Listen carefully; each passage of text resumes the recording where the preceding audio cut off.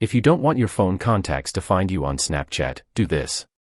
First, open Snapchat and tap your Bitmoji or profile icon in the top left corner. Then, tap the settings icon in the top right corner.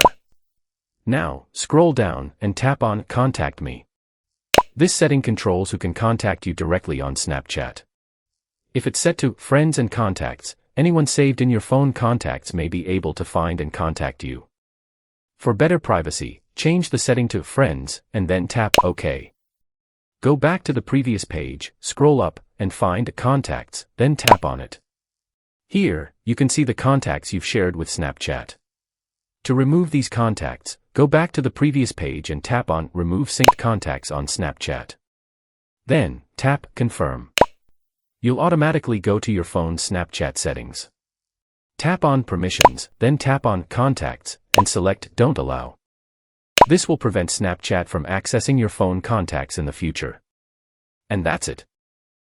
If this tutorial helped you, hit the like button, subscribe for more quick tech tutorials, and I'll see you in the next one.